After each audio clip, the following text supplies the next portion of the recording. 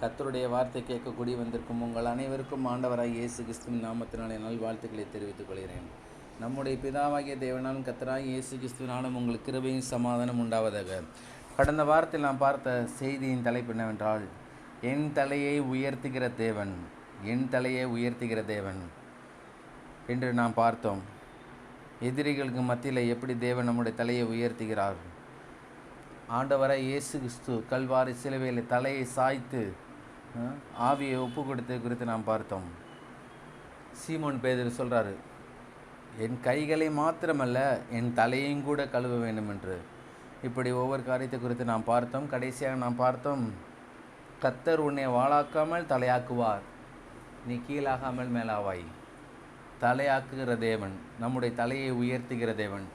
எல்லா எதிராளிகள் மத்தியிலும், பொல்லாத பிசாசின் கிரிகள் மத்தியிலும், எல்லா சூழ்நிலைகளின் மத்தியிலும், ஸ்கூலில், காலேஜில், வேலை ஸ்தலங்களில், வியாபாரத்தில், தொழிலில், ஊழியத்தில் நம்முடைய தலையை உயர்த்துகிற தேவன் என்று நாம் பார்த்தோம். நிச்சயமாகவே நம்முடைய தலையை உயர்த்த அவர் போதுமானவருக்கும் அதிகமானவராக இருக்கிறார்.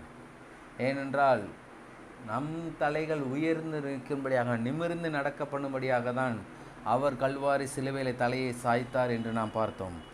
எனவே எப்பொழுதும் நம்முடைய தலையை உயர்த்த பண்ணுகிற தேவன் நம்முடனே இருக்கிறார் என்கின்ற ஒரு பெரிய வெளிப்பாடு நமக்குள்ளாக உண்டாக வேண்டும். இன்று நாம் பார்க்க போகிற சத்தியத்தின் தலைப்பு என்னவென்றால், கடன் பிரச்சனையிலிருந்து விடுதலை பெறுவது எப்படி. கடன் பிரச்சனையிலிருந்து விடுதலை பெறுவது எப்படி. இதில் அநேக காரியங்கள் இருக்குது. ஒரே வாரத்தில் இதை குறித்து நாம் போதிக்க முடியாது. இந்த தலைப்பின் கீழ் ஒரு சில தலைப்புகள் வரும், அது பல வாரங்களாக போகும். எனவே இந்த தலைப்பு ஒரு சில வாரங்களாக தொடர்ந்து வரும். கடன் பிரச்சனையிலிருந்து விடுதலை பெறுவது எப்படி. கடன் பிரச்சனை பாருங்களேன். கடன் இன்றைக்கு நாம் பார்க்க போகிற, அதுக்கு கீழே பார்க்க போகிற தலைப்பு என்னவென்றால், கடன் என்றால் என்ன. இன்றைக்கி ஒரே தலைப்பு தான் பார்க்க போகிறோம். கடன் என்றால் என்ன, கடன் பிரச்சனையிலேருந்து விடுதலை பெறுவது எப்படிங்கிற கடன் என்றால் என்ன நாம் பார்க்க போகிறோம். முதலாவது, கடன் என்பதற்கு முன்பதாக நாம் அதுக்குரிய மைய வசனத்தை நாம் பார்ப்போம். பாருங்கள், உபாகம் 28:12 வாசிக்கிறேன். ஏற்ற காலத்தில் உன் தேசத்திலே மழை பெய்யவும், நீ கையிட்டு செய்யும் வேலைகளை எல்லாம் ஆசீர்வதிக்கும். கர்த்தர் உனக்கு தமது நல்ல பொக்கிஷசாலைய வானத்தை திறப்பார். நீ அநேகம் ஜாதிகளுக்கு கடன் கொடுப்பாய், நீயோ கடன் வாங்காதிருப்பாய். நீ அநேகம் ஜாதிகளுக்கு கடன் கொடுப்பாய், நீயோ கடன் வாங்காதிருப்பாய். இதுதான் நம்மளுடைய கடன் பிரச்சனையிலிருந்து விடுதலை பெறுவது எப்படி என்கின்ற சத்தியத்தின் கீழ் மைய வசனமாகும். இதற்கு கீழாக தான் நாம் பார்க்க போகிறோம் ஒரு சில வாரங்கள் தொடர்ந்து. இந்த நாளில் நாம் பார்க்க போகிற சிறிய தலைப்பு என்னவென்றால், கடன் என்றால் என்ன. கடன் முதலாவது, இந்த கடன் என்றால் என்ன என்பதற்கு முன்பதாக, இந்த கடன் எப்படி இந்த பூமியிலே வந்தது. ஆண்டவராய் இயேசு கிறிஸ்து, பிதாவாகிய தேவன், குமாரனாய் இயேசு கிறிஸ்து, பரிசுத்த ஆவியானவர், இவர்கள் மூவரும் சேர்ந்து இந்த பூமியை உண்டாக்கும் போது, அவர்கள் பேசும்போது எல்லாம் நிறைவாக தான் அவர்கள் பேசினார்கள். குறைவு என்பது இல்லை. குறைவுள்ள ஒரு வாழ்க்கை வாழ்வதற்காக தேவன் மனிதனை படைக்கவில்லை. நிறைவுள்ள வாழ்க்கை, பரிபூர்ணமான வாழ்க்கை, அபரிமிதமான வாழ்க்கை, மிஞ்சி மிஞ்சி எடுக்கத்தக்க ரீதியில் தான் வாழ்க்கை. எதுக்குமே குறைவில்லை. தேவன் கிழக்கே ஏதேன் தோட்டத்தை உண்டாக்குனார்.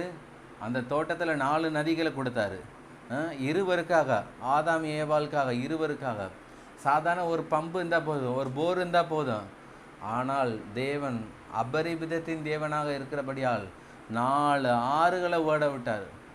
எவ்வளோ நேரம்னாலும் குளிச்சுக்கலாம், எவ்வளோ தண்ணினாலும் குடிச்சுக்கலாம். வற்றாத ஜீவ நதியாக போல் அங்கே 4 ஆறுகளை ஓட விட்டார் ஆதாம் ஏவாளுக்காக. அப்படிப்பட்ட தேவன் ஒரு குறைவை உண்டாக்கியிருப்பாரா? இல்லை. ஏனென்றால் ஆதாம் ஏவாளுக்காக சகல விருட்சங்களும், சகல காய்கறிகளும், பழங்களும் எல்லாம் நிறைவாக தான் இருந்தது. எல்லாம் நிறைவு தான். காட்டு மிருகங்கள், நாட்டு மிருகங்கள், காட்டு பிராணிகள், ஊரும் பிராணிகள் எல்லாம் நிறைவாக தான் இருந்தது. அவர்களுக்கு பஞ்சம்னா என்னன்னு தெரியாது, பசினா என்னன்னு தெரியாது, தாகம்னா என்னன்னு தெரியாது, குறைவுனா என்னன்னு தெரியாது. அவர்கள் எப்பொழுதும் அவர்கள் தேவனுடைய வார்த்தைக்கு கீழ்ப்படிந்து வாழ்ந்த எல்லா நாட்களிலும் அவர்கள் பரிபூரணத்தை அனுபவித்தார்கள். அவர்கள் வாழும்போது எந்த தேவையும் அவர்களுக்கு இல்லை. தேவை என்ற வார்த்தையே அவர்களுக்கு தேவையில்லாமல் இருந்தது. தேவை என்கின்ற வார்த்தையே அவர்களுக்கு தேவையில்லாமல் இருந்தது. புரியுதுங்களா?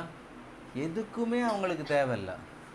அவர்கள் சாப்பிட சகல விதமான பழங்கள் இன்னும் இந்திய தேசத்தில் கூட, நம்ம வாழ்கிற இந்த பட்டணத்தில் கூட இருக்காது, புதுச்சேரி மாநிலத்தை கூட எல்லா விதமான பழங்களையும் கர்த்தர் அந்த ஏதேன் தோட்டத்தில் உண்டாக்கினார். எல்லா விதமான பழங்கள். அவர்கள் இங்கே ஒரு ஆப்பிளை சாப்பிடுவாங்க, அப்படியே நடந்து போகும்போது அடுத்த ஒரு ஆப்பிளை சாப்பிடுவாங்க. ஐயோ அந்த ஆப்பிள் மிச்சமாக இருக்குன்னு பத்திரம் பண்ணி ஃப்ரிட்ஜெல்லாம் ரெடி பண்ணி வைக்கல. அவர்கள் பரிபூரணத்தின் மிகுதியில் வாழ்ந்தார்கள். அவர்களைப் போல ஒரு குடும்பம், ஒரு மக்கள் வாழ்ந்ததாக இல்லை எங்கேயுமே. எப்பொழுதும் அவர்கள் நிறைவிலே வாழ்ந்தார்கள். அப்படி இருக்கும்போது எப்படி இந்த குறைவு, தேவை, தரித்திரம், இந்த கடன் எல்லாம் எப்படி வந்தது சந்ததியில் அப்படின்னு நீங்கள் பார்த்தீங்கன்னா, ஆதாம் ஏவாள் தேவனுடைய வார்த்தைக்கு அவர்கள் எவ்வளோக்கு கீழ்ப்படிந்தார்களோ அவர்களுக்கு அவ்வளவு அவர்கள் பரிபூரணத்தின் மிகுதியால் வாழ்ந்திருந்தார்கள். அவர்கள் குறைவு என்பதே இல்லை. ஆனால் தேவனுடைய வார்த்தையை விட்டு விலகி பிசாசானவனுடைய தந்திரமான செயல்கள் சர்ப்பத்தின் மூலமாக வெளிப்பட்டது நிமித்தமாக, பிசாசுக்கு கீழ்ப்படிந்தது நிமித்தமாக குறைவு, தேவை, பசி, பட்டினி, தாகம், எங்கும் வெறுமை எல்லா இடங்களையும் இருந்துச்சு பாருங்கள். கர்த்தர் ஏதேன் தோட்டத்திலிருந்து இவர்களை வெளியே அனுப்பி சுடர் ஒளி பட்டயத்தை வைத்தார். ஏன்?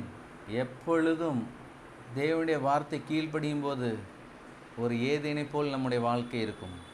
தேவனுடைய வார்த்தையை விட்டு விலகி செல்லும்போது, தேவனுக்கு பிரியமில்லாத காரியங்களை செயல்படுத்தும் போது, தேவனுடைய திட்டத்துக்கு விரோதமான காரியங்களை நாம் திட்டம் தீட்டி காரியங்களை நடப்பிக்கும் போது, தேவனுடைய நோக்கத்தை விட்டு நாம் வழி விலகி சென்று காரியங்களை நடப்பிக்கும் போது, அது ஏதேன் தோட்டத்தை விட்டு வெளியே வந்தது போல தான் இருக்கும். அங்கே எப்பயுமே ஒரு இருள் இருக்கும், எப்பயுமே ஒரு வெறுமை இருக்கும், எப்பயுமே ஒரு சமாதான குலைச்சல் இருக்கும், சந்தோஷம் இருக்காது, சுகம் இருக்காது, பலன் இருக்காது, ஆரோக்கியம் இருக்காது, ஐஸ்வர்யம் இருக்காது, எங்கும் தரித்திரம்தான் இருக்கும். ஏனென்றால் முள்ளும் குறுக்கும் விளைய ஆரம்பிச்சிருச்சு ஆதாம் ஏவாள் செய்த பாவத்தின் விளைவாக.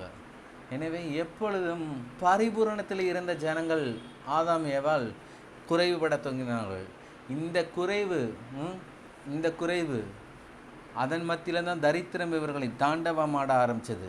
எங்கும் குறைவு, எதிலும் தேவை அவர்களுக்கு. இப்படி இருப்பட்ட சூழ்நிலையில் தான் அவர்கள் தரித்திரத்தின் மிக உச்சத்துக்கு செல்ல வேண்டிய சூழ்நிலை ஆயிற்று. அவர்கள் வேர்வை சிந்தி விளைச்சல்களை விளைய செய்ய வேண்டிய சூழ்நிலை உண்டாயிருச்சு.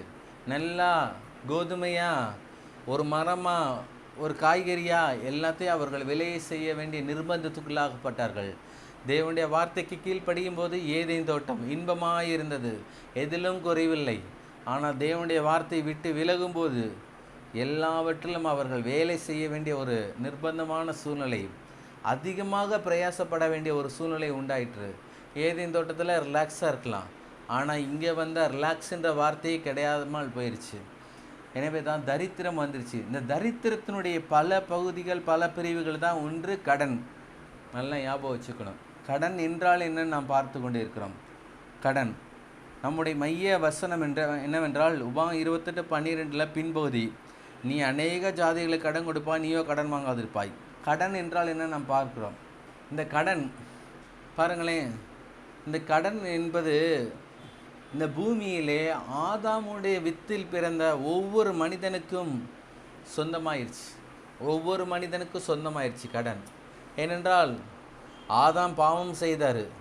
அந்த பாவத்தின் விளைவு ஆதாமின் வித்திலிருந்து வந்த ஒவ்வொரு நபரும், நாமளாம் யார், நம்முடைய முப்பாட்டங்களாம் யார், அதற்கு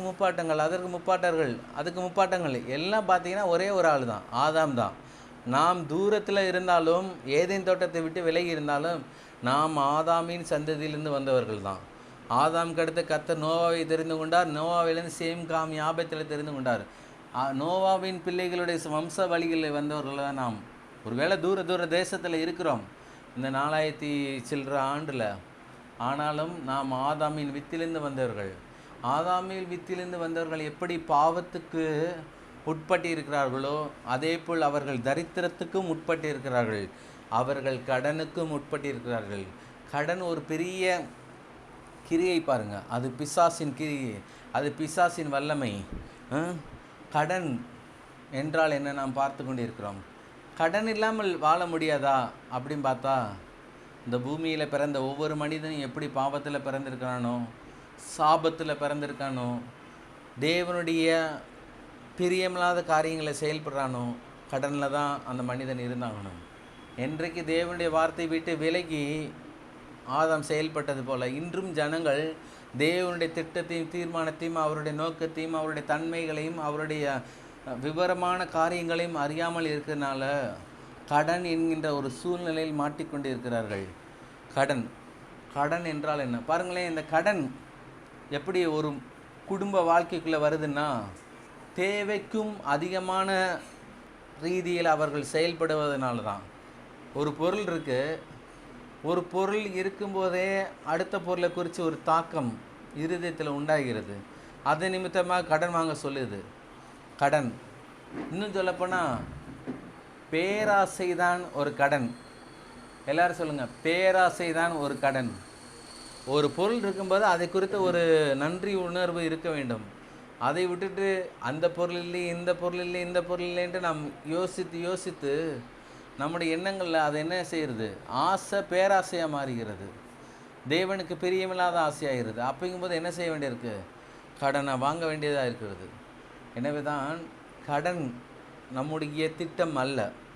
தேவன் இந்த பூமியிலே ஆதாம் ஏவாள் அவர்கள் தரித்திரலாக இந்த பூமியில் அவர்கள் வாழ்ந்தார்கள்.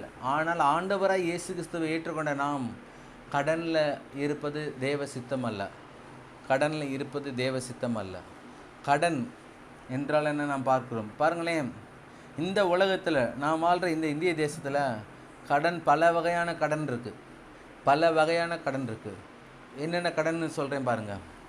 விவசாய கடன், நிலங்களில் பயிர்றாங்க பார்த்தீங்களா, அந்த பயிருக்கு கடன் வாங்கி தான் அவர்கள் பயிர்றாங்க, விவசாய கடன்.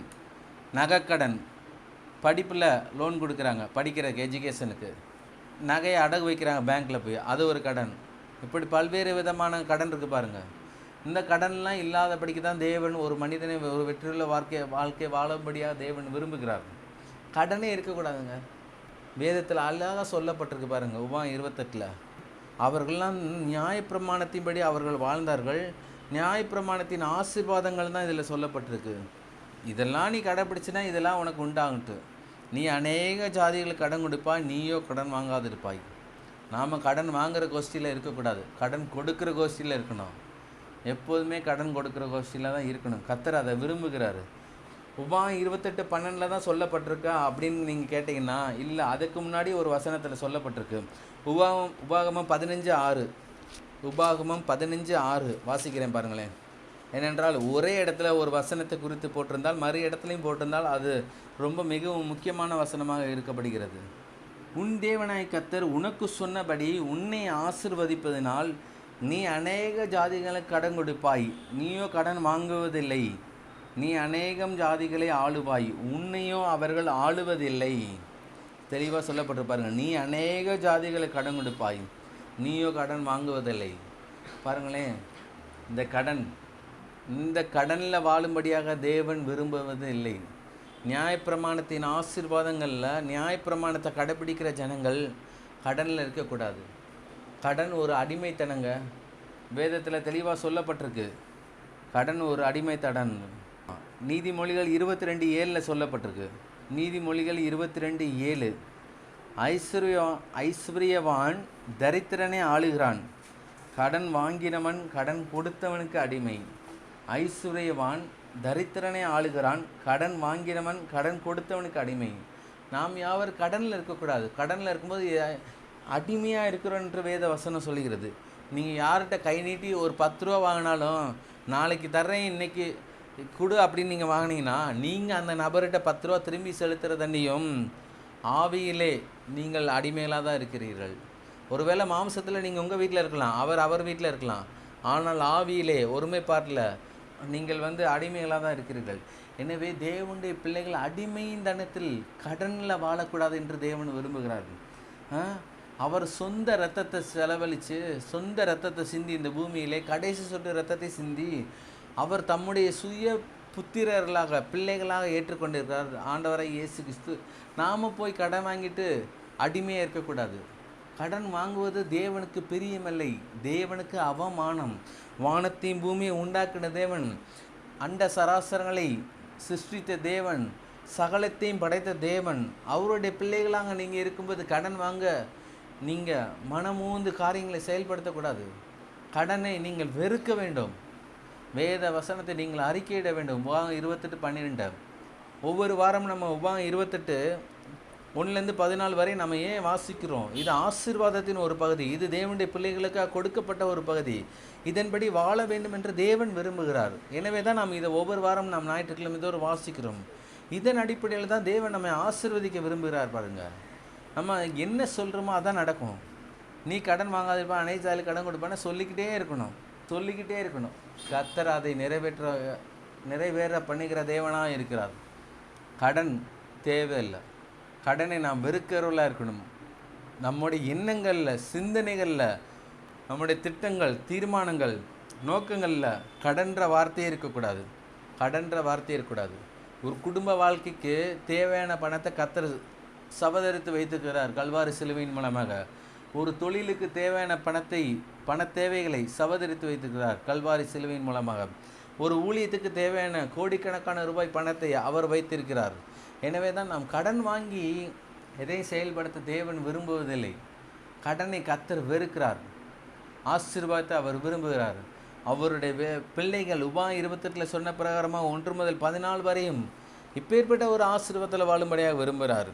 கர்த்தர் உன் களஞ்சியங்களில் நீ கையிடும் எல்லா வேலையிலும் உன்னை ஆசீர்வதிக்க அவர் விரும்புகிறார். பாருங்கள், கர்த்தர் உன்னை கொடுக்கும் தேசத்திலே உன்னை ஆசீர்வதிப்பார். நீ பட்டணத்திலும் ஆசீர்வதிக்கப்பட்டிருப்பாய், வெளியிலும் ஆசீர்வதிக்கப்பட்டிருப்பாய், நீ போகையிலும் ஆசீர்வதிக்கப்பட்டிருப்பாய், வருகையிலும் ஆசீர்வதிக்கப்பட்டிருப்பாய்.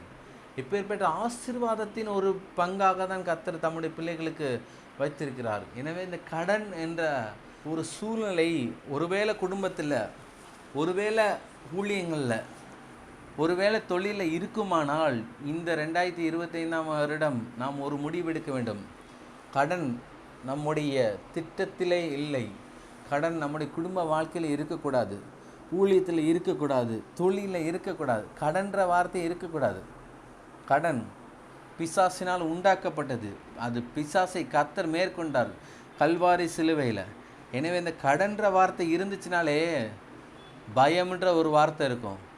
தேவன் பயமுள்ள தேவன்,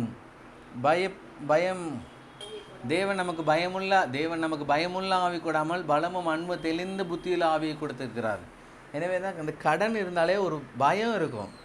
எப்போ நம்ம கொடுத்தீர போகிறோன்னா, கடன்காரன் நம்மளை என்றைக்கு எங்கே பார்த்து நம்மளை ரோட்டில் கேட்டுருவாரோ. எல்லா விதமான கடனாக இருக்கட்டும்.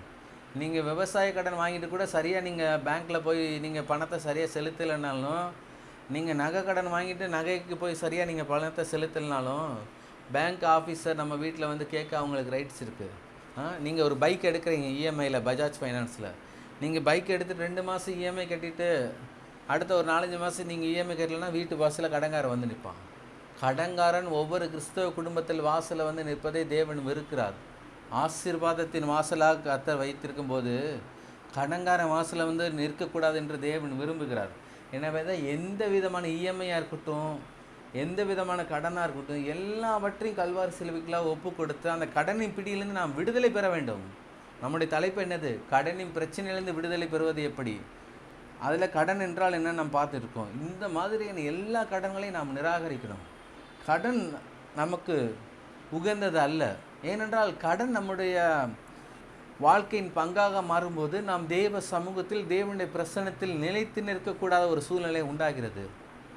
கடன்காரன் எப்படா வருவான்ற நம்முடைய எண்ணங்கள், நம்முடைய சிந்தனைகள் ஓடிக்கிட்டு இருக்கும்போது நாம் ஜெபத்தில் உட்காந்து எப்படி ஜெபிக்க முடியும்? நாம் 2 நாள் 3 நாள் உபவாசம் இருந்து எப்படி காரியங்களுக்காக ஜெபிக்க முடியும்? தேசத்துக்காக எப்படி ஜெபிக்க முடியும்? அழிந்து போகிற ஜனங்களுக்காக எப்படி ஜெபிக்க முடியும்? நமக்கு தெரிந்த இனஜனத்தார் எப்படி அழிந்து போகிறார்கள், மரணத்துக்கு ஏதுவான காரியங்களில் அவர்கள் ஈடுபடுகிறார்கள். இப்படிப்பட்ட சூழ்நிலையில் எப்படி நாம் ஜெபிக்க முடியும்? ஜெப குறிப்புகள் அதிகமாக இருக்கிறது, உபவாசத்தின் நாட்கள் அதிகமாக இருக்கிறது, தேவனுடைய பிரசன்னத்தில் வீற்றிருக்கக்கூடிய நாட்கள் அதிகமாக இருக்கிறது, அவருடைய சமூகத்தில் காத்திருக்கக்கூடிய நாட்கள் அதிகமாக இருக்கிறது. நாம் முழு மனதோடு, முழு பலத்தோடு, முழு தைரியத்தோடு தேவ சமூகத்தில், தேவனுடைய பிரசன்னத்தில் வீற்றிருக்குமானால் நம்முடைய இருதயங்கள் கடனை குறித்து சஞ்சலப்படக்கூடாது. இயேசு நாம் கடன் இல்லாமல் ஒரு வாழ்க்கை வாழும்போது, கடன் இல்லாமல் நீங்கள் தேவ பிரசன்னத்தில் போகும்போது, நீங்கள் ஜெபிப்பதற்கு முன்பதாகவே உங்களுடைய தேவைகளை கர்த்தர் அறிந்திருக்கிறார். அவருடைய பிரசன்னத்தில் நீங்கள் போய் உட்காரும் போதே அவருடைய பிரசன்னத்தை நீங்கள் முழுமையாக அனுபவிப்பீர்கள். நான் சொல்கிறேன், இந்த உலகத்தில் விலையேறப்பெற்ற ஒரு காரியம் என்னன்னு கேட்டிங்கன்னா, வெள்ளியோ நகையோ வைரமோ வைடூரியமோ பொண்ணோ பொருளோ அல்ல, இடமோ காரோ பங்களா அல்ல, இயற்கைக்கு அப்பாற்பட்ட ரீதியில் வாசம் பண்ணுகிற தேவனுடைய பிரசன்னம், அவருடைய மகிமையின் அனுபவம் தான் நமக்குள்ளே தேவைப்படுகிறது. ஏனென்றால் இந்த உலகத்தில் காணப்படுகிற அனைத்து பொருட்களும் அவருடைய பிரசன்னத்துக்குள்ளாக, ஆவிக்குள்ளாக இருந்து நமக்கு அது கொடுக்கப்படும். எனவே தான் நாம் அழிந்து போயிருந்த உலக பிரகாரமான பொருட்களை நாடி அல்ல, அழியாத நித்திய ஜீவனுள்ள தேவனுடைய மகிமையின் பிரசன்னத்தை நாடுகிற பிள்ளைகளாக நாம் இருக்க வேண்டும். இந்த கடன் இருந்துச்சுன்னா நாம் தேவ பிரசன்னத்தை முழுமையாக நாட முடியாது. எனவே தான் கடன் இல்லாமல் வாழ வேண்டும் என்று தேவன் விரும்புகிறார். கடன் இல்லாமல் நாம் வாழ வேண்டும். இந்த கடனை குறித்து ஒரு பெரிய வெளிப்பாடு உங்களுக்குள்ள உண்டாகுன்னு பாருங்கள்.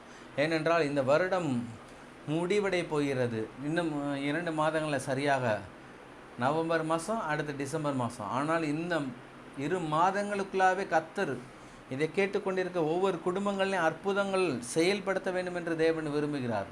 ஆச்சரியமான அனுகூலங்கள், அதிசயங்கள் மேல் அதிசயங்கள், அற்புதங்கள் மேல் அற்புதங்கள், 8 திக்கிலிருந்து வாசல்கள் உங்களுக்காக திறக்கப்பட்டு எல்லா கடன்களையும் கர்த்தர் மாற்றுகிறவராக இருக்கிறார். எல்லா கடன்களையும், எதுவும் கடன் இருக்கக்கூடாது, எதுவுமே கடன் இருக்கக்கூடாது. எத்தனை முறை நீங்கள் இஎம்ஐ வாங்கியிருந்தாலும், எங்கெங்கெல்லாம் நீங்கள் நகையை அடகு வச்சுருந்தாலும், ஸ்கூலுக்காக நீங்கள் படிப்புக்காக லோன் வாங்கியிருந்தாலும், எல்லா விதமான கடன்களை ரத்து பண்ணுகிறவராய், கடன்களை முறியடிக்கிறவர தேவன் உங்களுக்குள்ளே இருக்கிறார்.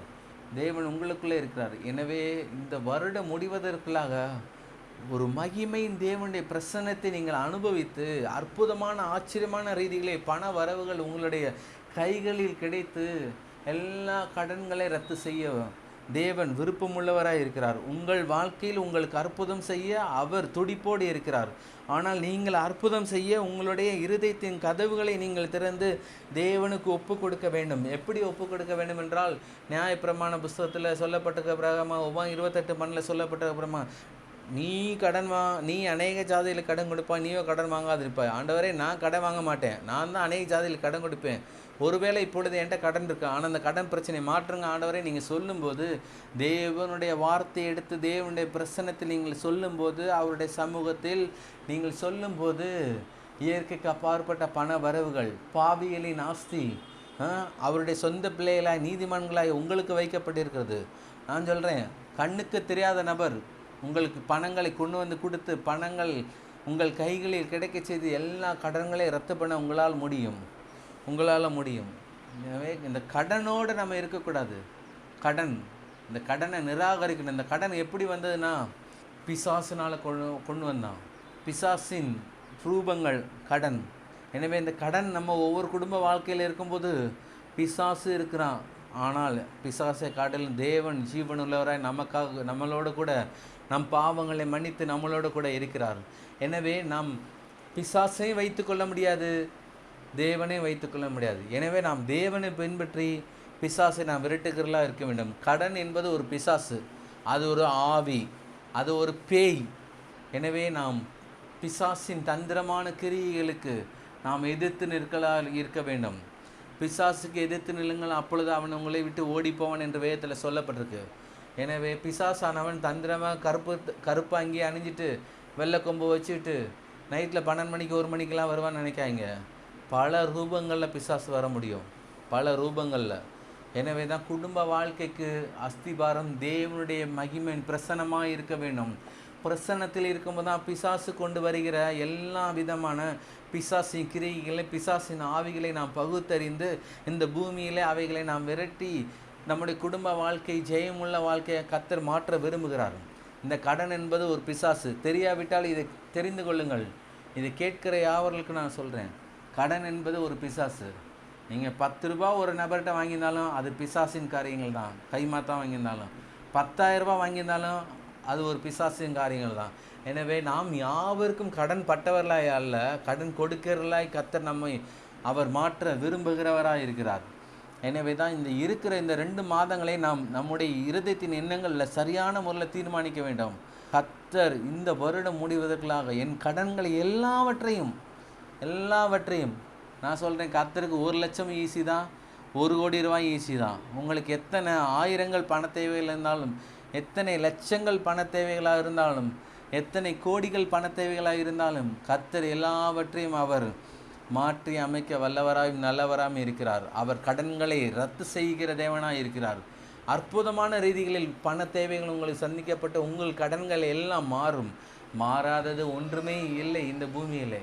எல்லாம் மாறும் என்று கர்த்தருடைய ஆவியானவர் சொல்லுகிறார். மாற்ற முடியாது என்று எதுவுமே இல்லை. தேவனால் எல்லாம் கூடும். இருக்கிற கொஞ்ச நஞ்ச பணம் கடனாக இருந்தாலும் எல்லாவற்றையும் கர்த்தர் மாற்றுவார். இந்த 2 மாதங்கள் முடிவதற்காக இயற்கைக்கு அப்பாற்பட்ட ரீதியில் அற்புதங்கள் உங்களுடைய வாழ்க்கையில் பங்காக மாறும். வேதத்தில் அநேக அற்புதங்கள் சொல்லப்பட்டிருக்கு பாருங்கள். அநேக ஆச்சரியமான காரியங்கள் நடந்திருக்குது. உதாரணத்துக்கு நிறைய சொல்லிகிட்டே போகலாம். சாரிபாத்து வீட்டில் ஒரு பஞ்சத்தின் மத்தியில் ஒரு அற்புதம். பேதுரு வலை கிழிந்து போகத்தக்க ரீதியில் ஒரு அற்புதம். 5 அப்பம் 2 மீன் பெருக செய்ததில் ஒரு அற்புதம். அதே போல் அற்புதங்கள் உங்களுடைய வாழ்க்கையில் நடக்கும். பேதுரு முழுவதும் பிரயாசப்பட்டு ஒரு மீன் கூட ஆகப்படவில்லையா. ஆனால் இயற்கைக்கு அப்பாற்பட்ட ரீதியில் தேவனுடைய வார்த்தை கீழ்ப்படிந்து, ஐயரே முழுவதும் பிரயாசப்பட்ட மாயில் உம்முடைய வார்த்தை கீழ்ப்படிந்து நான் போடுறேன்னாரு. போய் ஆழத்தில் போய் கடலில் வலையை போட்டார். வலை கிழிந்து போகத்தக்க ரீதியில். ஆனால் கிளியில் பாருங்கள், ஏனென்றால் அந்த வலை கூட மீன்கள் கூட வலையே கிழிஞ்சாலும் அது மீனாக ஒட்டிக்கிட்டு இருக்கு. எனவே தான் உங்களுக்கு வர வேண்டிய ஆசீர்வாதம் கிழிந்து போகாது. உங்களுக்கு வர வேண்டிய பண தேவைகள் கிழிந்து போகாது. வலை கிழிந்து போகாமல் இருக்கும், ஆனால் கிழிந்து போகாது. எனவே தான் இப்படிப்பட்ட அற்புதங்களை நீங்கள் எதிர்பார்க்க வேண்டும். பேதுருக்கு செய்த அற்புதத்தின் தேவன் உங்களுடைய வாழ்க்கையில செயல்படுத்துவார். கடன் இருந்தால் ஒவ்வொரு நாளும் காலையில் எந்திரிச்சு கடனை பார்த்து சபிங்க. இயேசுவின் நாமத்தினால எனக்கு இவ்வளோ ரூபா கடன் இருக்குது, நான் இதை சபிக்கிறேன், இது மாறும் அப்படி நீங்கள் சொல்லி சபிங்க. சபிக்க தான் கர்த்தர் உங்களோட கடனை முற்றிலும் மாற்ற அவர் விரும்புகிறவராக இருக்கிறார். நம்முடைய முற்பிதாக்கள் யாரும் கடன் வாங்கினவர்களாம்? நோவா, ஆபிரகாம், ஈசாக்கு, யாக்கோபு, யோசேப்பு, தாவீது, சாலமோன், எத்தனையோ ராஜாக்கள், பேதுரு, அப்போஸ்தலனாகிய பவுல், யாக்கோபு, இவர்கள் யாவரும் கடன் வாங்கலை. எந்த இடத்துலையாவது வேதத்தில், இவ்வளோ பெரிய வேதாகமத்தில் கடன் வாங்கி அவர்கள் கடன் செலுத்தாமல் போனார்கள் என்று வேத வசனம் சொல்லுகிறதா? இல்லை. இன்னும் சொல்லப்போனால் ஆபிரகாமுடைய மனைவி சாரால் மரித்தது நிமித்தமாக மரித்து போன அந்த நேரத்தில் கூட கல்லறை இருக்குது, ஃப்ரீயாக எடுத்துக்கொண்டான் ஒரு நபர். ஆனால் இவன் ஃப்ரீயாக எடுக்கலை, காசை கொடுத்து சாராளுக்காக சொந்த கல்லறையை வாங்குகிறான். நான் காசை தரேன், அக்ரிமெண்ட் போடு, அப்புறம் என் மனைவியை நான் அடக்கம் பண்ணுறேன்னா. கடன் வாங்கினத சரித்திரமே இல்லை. நம்முடைய முற்பிதாக்கள் பழைய ஏற்பாட்டிலையும் புதிய ஏற்பாட்டிலையும் அவ்விதமாக வாழ்ந்தார்கள் என்றால், நாம் இப்போ வாழ்கிற வாழ்க்கை எவ்விதமான ஒரு அற்புதமான ஒரு வாழ்க்கை. அவர்களே இருக்கிறதுலே கொடிய தரித்திரத்தின் மத்தியில் வாழ்ந்தவர்கள். அடுத்த வேளை சாப்பாடு எங்கே கிடைக்கென்று தாவீதுக்கு தெரியவில்லை. வனாந்தரத்தில் அடுத்த வேளை சாப்பாடு எங்கே கிடைக்கென்று தெரியவில்லை ஆபிரகாமுக்கு. ஏனென்றால் தலையில் விக்கிரக பொம்மைகளை விற்று தெரிந்த மனுஷன். இன்றைக்கி உலக பிரகாரமாக செல்வ செழிப்புள்ள சீமானாய் வாழ்ந்தார் ஆபிரகாம். அவரை சுற்றி எத்தனை வேலையாட்கள், எவ்வளோ ஆடு மாடுகள், எல்லாம் அப்படி தான். எவ்வளோ பஞ்சத்தின் மத்தியிலும் எவ்வளோ தரித்திரத்தின் மத்தியிலும் அவர்கள் கடன் வாங்கவில்லை. கர்த்தர் பார்த்து கொண்டே இருக்கிறார். உண்மையுத்தமுள்ள ஊழியக்காரனை தான் கர்த்தர் ஆசீர்வதிக்க விரும்புகிறார். ஏதோ பிறந்துட்டு ஏதோ வாழ்ந்துட்டு நம்முடைய பிள்ளைகளை இந்த பூமியில் விட்டு போவோம் அப்படின்னா அவர்கள் இந்த பூமிக்கு ஆச்சரியப்பட ரீதியில் அவர்களால் ஒன்றும் செயல்படுத்த முடியாது. கர்த்தர் ஒரு மனிதனை குறித்து திட்டமும் நோக்கமும் தீர்மானமும் இருக்கிறதுனால அவர்கள் அதை கண்டு காரியங்களை நடப்பித்தார்கள்.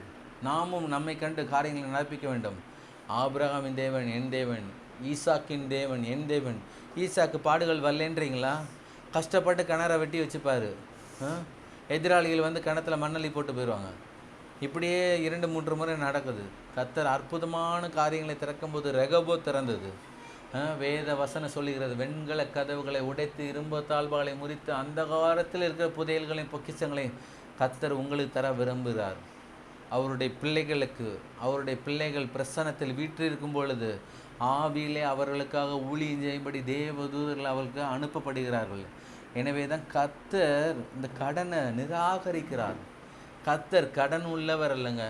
ஏசு எங்கேயாவது அவருடைய சீடர்களும் சாப்பிட்டுட்டு டீ குடிச்சிட்டு சாப்பிட்டுட்டு போயிட்டு வரேன்னு சொல்லிட்டு போனாங்களா? காசை கொடுத்துட்டு போனாங்க.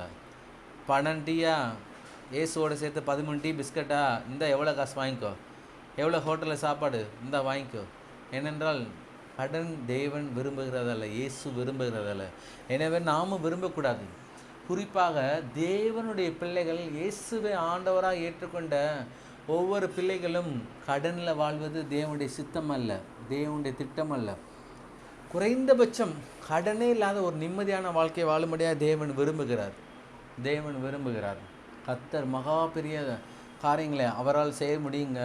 நீங்கள் கர்த்தருடைய கரங்களில் அடங்கி ஒடுங்கி இருக்கும்போது கர்த்தர் உங்களுக்காக அற்புதமான காரியங்களை செயல்படுத்த அவர் நல்லவராக இருக்கிறார். பாருங்கள், மதுரை பட்டணத்தில் ஜீவ வார்த்தை ஆலயம் என்ற ஒரு ஆலயம் இருக்கிறது. எத்தனை பேருக்கு தெரியும் ஜீவ வார்த்தை ஆலயம்? ஜீவ வார்த்தை ஆலயம் 1998 அஸ்திபாரம் போட்டாங்க. 200 அடி நீளம், 100 அடி அகலம், நடுவில் எந்த பில்லரும் கிடையாது. கர்த்தர் அங்குள்ள போதகர் பாஸ்டர் ஹாரிஸுக்கு அவர்களுக்கு கொடுத்த தரிசனத்தின் அடிப்படையில் அவர்கள் அந்த ஆலயத்தை கட்ட ஆரம்பித்தார்கள். இதே வேத வசனம்தான், இதே வேத பகுதி தான். நீயோ கடன் வாங்காதிருப்பாய், அநேக ஜாதியில் கடன் கொடுப்பாய், நீயோ கடன் வாங்காதிருப்பாய், அநேக ஜாதியில் கடன் கொடுப்பாய். 2000 வருடத்துக்கு பிறகு அந்த சபை முற்றிலுமாக கட்டி முடிக்கப்பட்டு திறப்பு விழாவில் போதகர் ஹாரிஸ் அவர்கள் சொல்கிறார்கள், ₹1 கடன் கிடையாது. எத்தனையோ பேங்க்காரங்க ஃபோன் பண்ணி கேட்குறாங்க, ஐயா உங்களுக்கு நாங்கள் இத்தனை லட்சம் பணம் தரேன்னு. அவர் வாங்கலை. ஏனென்றால் மனிதனுடைய கரத்தை அவர்கள் பார்க்கவில்லை. வானத்தை பூமியை உண்டாக்கின கல்வாரி சிலுவையில் ஆணி பாய்ந்த கரங்களை அவர்கள் பார்த்தார்கள். மனிதனுடைய கையை பார்த்தா குறைவாக தான் கிடைச்சிருக்கும். வானத்தின் பல கனிகளை திறந்து இடங்கொள்ளாமல் கொடுக்கிற தேவனுடைய கரத்தை அவர்கள் பார்த்ததுனால ₹1 இல்லை, எத்தனையோ லட்சங்களில் போட்டு அவ்விதமாக கர்த்தர் ஜீவ வார்த்தை ஆலயம் என்கிற ஒரு பேர் ஆலயத்தை மதுரை பட்டணத்தில் எழுப்பியிருக்கிறார். மதுரை பட்டணங்களின் மக்களுடைய ஆசீர்வாதத்துக்காக. ₹1 கடன் கிடையாது. அந்த ஆலயத்தின் திறப்பு விழாவின் மகிமை என்னவென்றால், கர்த்தர் கடன்காரராக அந்த இடத்துல இல்லை. ₹1 கடன் கிடையாது. எல்லாம் பெர்ஃபெக்டாக கட்டி முடிக்கப்பட்டது. யாருக்கும் கடன் கிடையாது. எலக்ட்ரிக்ஷனாக இருக்கலாம், ப்ளம்மராக இருக்கலாம், கொத்தனாராக இருக்கலாம், மார்பிள் போட்டவங்களாக இருக்கலாம், எல்லா விதமான ஒர்க்காக இருக்கலாம். ஹாஸ்பிட்டல் சீட்டு போட்டவங்களாக இருக்கலாம், ட்ரெஸ்ஸு போட்டவங்களாக இருக்கலாம், எல்லா ஒர்க்காக இருக்கலாம். எல்லாவற்றுக்கும் பண தேவைகள் நேரத்தில் அதின் காலங்களில் கர்த்தர் நேர்த்தியாய் அற்புதமாய் கர்த்தர் தேவைகளை சந்தித்து ₹1 கடன் இல்லாமல் கர்த்தர் விரும்புகிறார். அதே போல தான் நூற்றுக்கணக்கான சாட்சிகள் இந்த தமிழ்நாடு பகுதியில் எழும்ப வேண்டும் என்று தேவனை விரும்புகிறார்.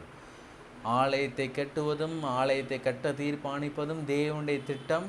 அந்த திட்டத்தில் தேவனுடைய பங்கு இருக்குமானால் எந்த ஒரு ஆலயமும் பேங்க்கில் போய் கூட சேட்டுகிட்ட போய் கூட ₹1 கடன் வாங்காமல் ஆலயத்தை கம்பீரமாக கட்டி முடிக்க தேவனால் முடியும். எனவே தான் அவர்களுடைய தாரக மந்திரம் அப்படி நீங்கள் பார்த்தீங்கன்னா வேத வசனத்தை அறிக்கையிடுவது தான். இன்றைக்கி கம்பீரமாக இருக்குது மதுரை பட்டணத்தில். விசுவாசத்தின் ஊன்றுகோலாக ஆபிரகாமை பார்த்ததில்லை, நம்ம ஈசாக்கை பார்த்ததில்லை, யாக்கோபை பார்த்ததில்லை, சாலமோனை பார்த்ததில்லை, தாவீதை பார்த்ததில்லை விசுவாசத்துக்கு. ஆனால் விசுவாசத்தின் கம்பீரமாக கர்த்தர் நம்முடைய கண்களால் காண செய்தார். மிகப்பெரிய பேராலயமாக எழும்பி இருக்கிற மதுரை பட்டணத்தில் அது நமக்கு ஒரு சாட்சி. அதை போன்று இப்பொழுது பல பேராலயங்கள் எழும்புகிறது சென்னையில். கர்த்தர் ஒவ்வொன்றையும் நம் கண்கள் காணும்படியாக ஏன் செய்கிறார் என்றால், விசுவாசத்தின் தகப்பன் அவர்களுக்கும் அதே தேவன், நமக்கும் அதே தேவன். அவர்களும் கடன் வாங்கி எதையும் செய்ததில்லை. நாமும் கடன் வாங்கி எதையும் செய்வதில்லை, செய்யக்கூடாது. சிறிய காரியமோ பெரிய காரியமோ கடன் வாங்கி செயல்படுத்தக்கூடாது. ஏனென்றால் தேவனுக்கு பிரியமில்லை. எனவே தான் எப்பொழுதும் கடன் பண தேவைகள் என்று வரும்போது நாம் பணத்தை உண்டாக்குன தேவனுடைய சமூகத்தில் நாம் செல்ல வேண்டும். வேத வசனத்தை தான் எடுத்து அடிக்கிறணும். எல்லாம் பணம், எல்லா பொருளாதார தேவைகளும் வேத வசனத்தில் தான் இருக்குது. விசுவாசித்து அறிக்கை செய்ய உங்களுக்கு ஆவிக்குரிய மண்டலங்கள் திறக்கப்பட்டு உங்கள் கடன்கள் அற்புதமாக மாறும். இந்த வசனத்தை கேட்டுக்கொண்டிருக்க நீங்கள் யாராக இருந்தாலும் இன்னும் 2 மாதங்களில் உங்களுடைய பொருளாதாரங்கள் அபரிவிதமாக சந்திக்கப்படும். அது எத்தனை லட்சமாக இருக்கலாம், எத்தனை கோடியாக இருக்கலாம். கர்த்தர் ஒரு பெரிய விஷயமே இல்லை. எல்லாவற்றையும் அற்புதமாக அவர் மாற்ற முடியும். அவரால் மாற்ற முடியாத காரியங்கள் ஒன்றுமே இல்லை. எனவே தான் இந்த கடன் என்று நீங்கள் வரும்போது தேவனுடைய காரியங்களை நாம் ரொம்ப கவனமாக செயல்பட வேண்டும். எப்பொழுதும் தேவன் பார்க்கிறார் என்கின்ற ஒரு உணர்வு வர வேண்டும். தேவன் பார்க்கிறார் என்று நாம் உணர்வு வர வேண்டும். கடன் வாங்கலாமா அப்படி நீங்கள் பார்த்தீங்கன்னா வேத வசனம் ஒன்று சொல்லுகிறது பாருங்கள். ரோமர் 13:8. ரோமர் 13:8. கடன் பிரச்சனையிலிருந்து விடுதலை பெறுவது எப்படி, கடன் என்றால் என்ன நாம் பார்க்கிறோம். இந்த வாரம் ஃபுல்லாக தான் பார்த்துருக்கோம் கடன் என்றால் என்னென்னு. வேதத்தில் சொல்லப்பட்டு பாருங்கள். ரோமர் 13:8. ஒருவரிடத்தில் ஒருவர் அன்பு கூறுகிற கடனே அல்லாமல் மற்றொன்றிலும் ஒருவனுக்கும் கடன் படாதீர்கள். நீங்கள் கடன் படலாம். யாருக்கு கடன் படலாம்? அன்பு கூறுகிறதுக்கு கடன் படலாம். பிறரிடத்தில் அன்பு கூறுகிறவன் நியாயப்பிரமாணத்தை நிறைவேற்றுகிறான். எனவே இந்த அன்பு கூறுகிற கடன் தான் உங்களுக்கு வேணும். அவர்கள் எவ்வளவுக்கு உண்மை உத்தமாக தேவனுக்கு பயந்து அன்பு கூறுகிறார்களோ நீங்கள் அதை காட்டிலும் அன்பு கூற வேண்டும் என்று கடன் இருக்கலான்றார். கடன் நல்லது. எந்த கடன் நல்லது? பணத்தின் கடன் அல்ல, அன்பு கூறுகிற கடன். அன்பு கூறுகிற கடன். இன்றைக்கி நமக்கு ஒரு மிகப்பெரிய ஒரு பொறுப்பு, ஒரு பங்கு இருக்குன்னா அன்பு கூறுகிற கடன் தான் நமக்குள்ளே இருக்க வேண்டும். அவங்களுக்கு 10,000 கொடுக்கணும், அவங்களுக்கு 20,000 கொடுக்கணும், அவங்களுக்கு 5,000 கொடுக்குன்றது நாம் யோசிக்கக்கூடாது. அன்பு கூறுகிற கடன் தான் நமக்குள்ளே இருக்க வேண்டும். எனவே இந்த பணத்தின் அடிப்படையில் வருகிற கடனை கர்த்தர் நிராகரிக்கிறார். அன்பு கூறுகிற கடனை கர்த்தர் விரும்புகிறார். அன்பு. வேதத்தின் மைய ஆதாரம் என்னவென்றால் அன்பு. கல்வாரி சிலுவையில் ஆண்டவராய் இயேசு கிறிஸ்து அன்பின் உருவமாகவே, அன்பின் சொரூபியாகவே நமக்காக மரித்தார். எனவே தான் இந்த அன்பு கூறுகிற கடன் தான் மிக முக்கியம். பாருங்க, அன்பு கூறுகிற கடன் தான் மிக முக்கியம். கடன் இருக்கலாம், நல்ல கடன். என்ன கடன்? அன்பு கூறுகிற கடன். ஒருவரை அன்பு கூறி, ஒருவரை தாங்கி, ஒருவரை இங்கே ஜெபத்திலே உபவாசத்திலே அவர்களுக்காக நாம் ஜெபித்து விண்ணப்பங்களை ஏறெடுக்கும் போது நம்முடைய காரியங்களும் அவளுடைய காரியங்களும் பதில் கிடைக்கிறது. எனவே தான் இந்த கடன் பிரச்சனையிலிருந்து விடுதலை பெற வேண்டுமானால் முதலாவது நீங்கள் கடன் என்றால் என்னன்னு நீங்கள் புரிந்து கொள்ள வேண்டும். இந்த கடன் ஒரு விதத்தில் இந்த அன்பு கூற கடன் தான் நமக்கு இருக்கணும். மறு விதத்தில் பணத்தின் கடன், அது இன ஜனமாக இருக்கலாம், சொந்த இரத்த பாசமாக இருக்கலாம், உற்றார் உறவினர்களாக இருக்கலாம், நெருங்கிய சகோதரர்களாக கூட இருக்கலாம். நீங்கள் 10 ரூபா வாங்கினீங்களா 10 ரூபா கொடுத்துருங்க. ஒருவேளை அவங்க மறந்துருக்கலாம், ஆனால் உங்களுக்கு ஞாபகம் இருக்குல்ல, உங்களுக்கு கர்த்தர் ஞாபக சக்தியை கொடுத்துருக்காருல்ல, நீங்கள் கொடுத்துருங்க. ஏனென்றால் மனுஷன் முகத்தை பார்க்க கர்த்தர் இருதயத்தை பார்க்கிறார். இந்த டேட்டில் இன்றைக்கி நான் இவ்வளோ ரூபா வாங்கினேன், நீங்கள் மறந்துட்டீங்க, நான் கொடுக்குறேன் அப்படின்னு நீங்கள் கொடுக்கும்போது கர்த்தர் உங்களுடைய உள்ளத்தை பார்த்து அவர் உங்களை மென்மேலும் ஆசீர்வதிக்க அவர் விரும்புகிறவராக இருக்கிறார். அவரை போல் ஆசீர்வதிக்க யாரால் முடியாது. ஏனென்றால் அவருடைய ஆசீர்வாதங்கள் இந்த உலக பிரகாரமான மாத்திரமல்ல, ஆவிக்குரிய ஆசீர்வாதமாகவும் நம்மிடத்தில் இருக்கிறது. எனவே தான் இந்த பூமியிலே கடன் இல்லாமல் இருக்கணும். கடன் இல்லாமல் ஒரு வாழ்க்கையை வாழ வேண்டுமென்றால் கடன் என்றால் என்ன நீங்கள் புரிந்து கொள்ளணும். எனவே தான் இந்த கடன், இந்த பணம் எல்லாவற்றையும் நீங்கள் நிராகரிங்க. தரித்திரத்தை நிராகரிங்க, முள்ள நிராகரிங்க. தேவனுடைய கல்வாரி சிலுவையில் தலையில் சுமத்தப்பட்ட முள்ளை விரும்புங்க. இந்த பூமியில் முளைக்க பண்ணுகிற முள்ளை நிராகரிங்க. ஏனென்றால் கல்வாரி சிலுவையில் அடிக்கப்பட்ட ஆண்டவராய் இயேசு கிறிஸ்துவை எந்த ஒரு மனிதன் நினைத்து நன்றி பலிகளை ஸ்தோத்திர பலிகளை ஏற இருக்கிறானோ அந்த மனிதனுடைய வாழ்க்கையில் கடன் என்பதே இல்லாமல் இருக்கிறது. கடன் என்பதே இல்லாமல் இருக்கிறது. வேத வசனத்தின் ஆதாரத்திலிருந்து தீர்க்க தரிசனமாக சொல்கிறேன், தேவனுடைய வார்த்தை பின்பற்றுகிற யாவருக்கும் கர்த்தர் வருகிற 2 மாதங்களிலே ஒரு மிகப்பெரிய அற்புதத்தை அவர் செயல்படுத்துகிறவராக இருக்கிறார். அவரால் ஒரு நிமிடத்திலே செய்ய முடியுங்க. ஏன் 2 மாதங்கள் அப்படின்னா, நம்முடைய உள்ளங்கள், நம்முடைய எண்ணங்கள், நம்முடைய தீர்மானங்கள், நம்முடைய திட்டங்கள் எல்லாம் தேவனை சார்ந்து ஒருமுகமாக நாம் செயல்படுத்த காலங்கள் தேவைப்படுகிறது. எனவே தான் அப்படி நாம் செயல்படுத்தும் போது தான் நமக்கு அற்புதங்கள் இயற்கைக்கு அப்பாற்பட்ட இதில் நமக்கு கிடைக்கிறது. எனவே தான் கடன், எத்தனையோ வகையான கடன் இருக்குது. நான் சொல்கிறேன், எல்லா வகையான கடன் கர்த்தர் மாற்ற முடியும். எல்லா கடன், விவசாய கடனாக இருக்கலாம், பேங்க்கில் லோன் வாங்கினதாக இருக்கலாம், நகை கடனாக இருக்கலாம், படிக்கிற கடனாக இருக்கலாம், எல்லா கடனையும் கர்த்தர் மாற்றுவார். அவரால் மாற்ற முடியாத காரியம் ஒன்றுமே இல்லை. ஒவ்வொரு நாளும் நம்ம எந்திரிச்சு சொல்லணும், கர்த்தாவே நான் கடன் வாங்க மாட்டேன், அநேக ஜாதிகளுக்கு நான் கொடுப்பேன், நான் கடன் வாங்க மாட்டேன், அநேக ஜாதிகளுக்கு கடன் கொடுப்பேன். நம்ம சொல்லிக்கிட்டே இருக்கணும். சொல்லிக்கிட்டே இருக்கும்போது தான் கர்த்தர் இந்த காரியங்கள்லேருந்து மாற்றுகிறவராக இருக்கிறார். எல்லா விதமான இஎம்ஐ கட்டி முடிக்க அவரால் தாங்க முடியும். கடன்லாம் புரிஞ்சுக்கோங்க, இவைகள் யாவையும் தான் கடன். நீங்கள் இஎம்ஐயில் வாங்கி போட்டிருக்க ஒவ்வொரு பொருளும் கடன் தான். நீங்கள் பேங்க்கில் loan, Bajaj finance, HDFC finance, எல்லா ஃபைனான்ஸில் வாங்கியிருக்க பணமும், வீடு கட்டுவதற்கு வாங்கியிருக்க பணமாக இருக்கலாம், வீடு பழுது பார்க்குறதுக்கு வாங்கியிருக்க பணமாக இருக்கலாம், ஒரு பைக் வாங்கின பணமாக இருக்கலாம், ஒரு காருக்கு லோன் எடுத்துக்கலாம். எல்லா பணமும் கடன் தான். யோசிக்கணும். கடனை கர்த்தர் நிராகரிக்கிறார், கடனை வெறுக்கிறார், ஆசீர்வதிக்க அவர் விரும்புகிறவராக இருக்கிறார். திட்டமும் தீர்மானம் உங்களுக்குள்ளே இருக்க வேண்டும். கடனின் பிரச்சனையிலிருந்து விடுதலை பெறுவது எப்படி என்கின்ற செய்தியின் தலைப்பு கீழாக கடன் என்றால் என்ன நாம் பார்த்துருக்கிறோம்.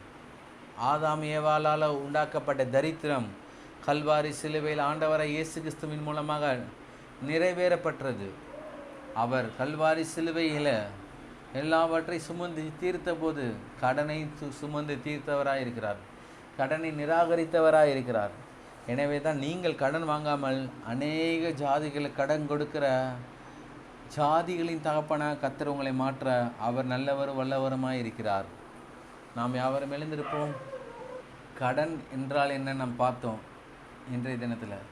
அடுத்த வாரம் நாம் பார்க்க போகிற செய்தியின் தலைப்பு என்னவென்றால், கடன் எதனால் வருகிறது. கடன் என்றால் என்ன முதலாவது தலைப்பு. இரண்டாவது தலைப்பு, கடன் எதனால் வருகிறது. எனவே தான் இப்பேற்பட்ட சத்தியங்கள் பல வாரங்களாக போகும்போது, இந்த பல வாரங்களை போய் முடிக்கும் போது உங்களுடைய வாழ்க்கையில் இருக்கிற எல்லா கடன்களும் மாறும். வார்த்தை கிரியை செய்கிற இருக்கிறது, வார்த்தை அனுப்பின காரியமாக இருக்கிறது, அவருடைய வார்த்தைகள் ஆம் என்றும் ஆமேன் என்றும் இருக்கிறது. எனவே தான் கடன் என்றால் என்னன்னு நாம் பார்த்தோம். ஒவ்வொரு குடும்பத்தில் கடன் இல்லாமல் இல்லை, எல்லா குடும்பத்திலே கடன் இருக்குது. ஆனால் விசேஷம் என்னவென்றால், எல்லா குடும்பத்தில் இருக்க கடன்களை கர்த்தர் மாற்ற விரும்புகிறார். கடன் ஒரு பிசாசு, அது ஒரு பேய்த்தனம், அது ஒரு ஆவி. எனவே தான் பிசாசை வெறுத்து தேவனை ஜெயமாக ஏற்றுக்கொள்ள வேண்டும். உள்ளத்தின் ஆழத்திலிருந்து இந்த கேட்ட சத்தியங்களுக்காக நீங்கள் இருதயத்தின் ஆழத்திலிருந்து நன்றி பலிகளை, ஸ்தோத்திர பலிகளை நாம் எடுக்க வேண்டும். ஏனென்றால் கர்த்தர் பேசின வார்த்தை அது அனுப்பின காரியமாக தான் இருக்கும், ஜீவனுள்ள வார்த்தையாக தான் இருக்கும், விசுவாசத்தின் வார்த்தையாக தான் இருக்கும். உள்ளத்தின் ஆழத்திலிருந்து ஜெபித்து முடிப்போம். எங்கள் அன்பின் பரலோக பிதாவே, குமாரனை இயேசு நாம் தம்முடைய அன்பின் சமூகத்தில் வருகிறோம்பா.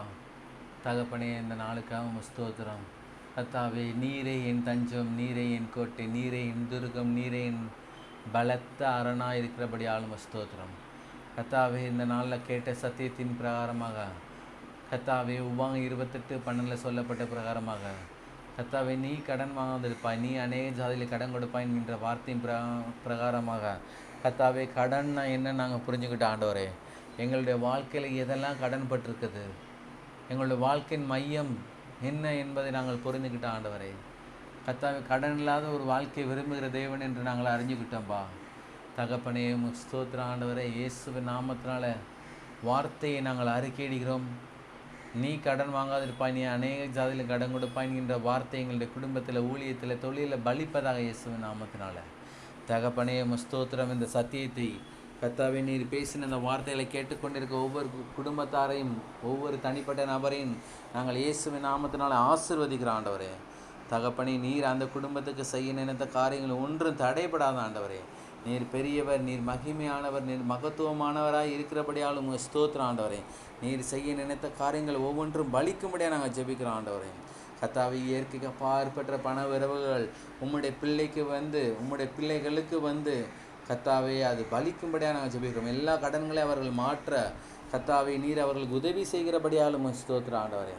கர்த்தாவே, அது ₹1,00,000 இருக்கலாம், கோடி ரூபாய் இருக்கலாம், சில ஆயிரங்களாக கூட இருக்கலாம் ஆண்டவரே. எல்லா கடன்களையும் நாங்கள் நிராகரிக்கிறோம். இயேசுவின் நாமத்தினால அற்புதங்கள் வழி வாசல்கள் உண்டாவதாக. பேதுரு முழுவதும் பிரயாசப்பட்டு ஒரு மீன் கூட அகப்படவில்லை. உம்முடைய வார்த்தையின்படி அவர்கள் புறப்பட்டு போனார்கள் ஆண்டவர்கள்.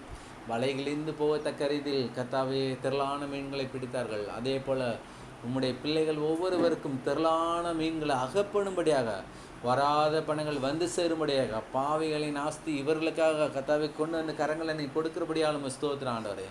கர்த்தாவே, ஸ்தோத்திரம். உம்முடைய பிள்ளைகள் விதைத்த ஒவ்வொரு காணிக்கையிலையும் தசம்பங்களையும் நீர் ஆசீர்வதித்தபடியா நன்றி ஆண்டவரே. கர்த்தாவே, இவருடைய களஞ்சியங்கள் பரிபூர்ணமாக நிரம்புகிறபடியாலும் ஸ்தோத்திரம். கர்த்தாவே, கலந்து கொண்ட உம்முடைய பிள்ளைகள் ஒவ்வொருவரையும் ஆசீர்வதிங்க. எந்த நோக்கத்தோடு, எந்த சித்தத்தோடு கர்த்தாவே, எந்த பாரத்தோடு அவர்கள் கலந்து கொண்டார்களோ அதன் தேவைகளை நீ சந்திக்கிறபடியாலும் ஸ்தோத்திரம். உம்முடைய பிள்ளைகளுடைய வாழ்க்கையில் இயற்கைக்கு அப்பாற்பட்ட இதில் ஆரோக்கியம், ஐஸ்வர்யம், கனம், மகிமை, சுகம், செழிப்பு, சந்தோஷம், சமாதானம், பரிசுத்த ஆவியின் ஆளுகை கர்த்தாவே ஸ்தோத்திரம், எல்லா விதமான நன்மைகள் உண்டாகும்படியாக நாங்கள் ஜெபிக்கிறோம் ஆண்டவரே. ஒரு நன்மை கூட குறைபடக்கூடாது ஆண்டவரே. எல்லா விதமான ஆபிரகாமின் ஆசீர்வாதங்கள் கல்வாரி சிலுவையின் மூலமாக இவர்களுடைய வாழ்க்கையில் பங்காக மாற்றுகிறபடியால் ஸ்தோத்திரம். பலிப்பதாக இயேசுவின் நாமத்தினால் இவர்களுடைய போகையில் வருகளை நீர் ஆசீர்வதிங்க, பாதுகாத்துக் கொள்ளுங்க. இயற்கைக்கு அப்பாற்பட்ட நன்மைகள் குடும்பங்களில் உண்டாகட்டும். இயேசு கிறிஸ்து நாமத்தில் நாங்கள் ஜெபிக்கிறோம் ஜீவனில் நல்ல பிதாவே, ஆமென். என் ஆத்துமாவை கர்த்தரை ஸ்தோத்திரி, என் முழுவதுமே அவருடைய பரிசுத்த நாமத்தை ஸ்தோத்திரி. என் ஆத்துமாவை கர்த்தரை ஸ்தோத்திரி, கர்த்தர் செய்த சகல உபகாரங்களை என்றும் மறவாதே. ஆமென், ஆமென், ஆமென்.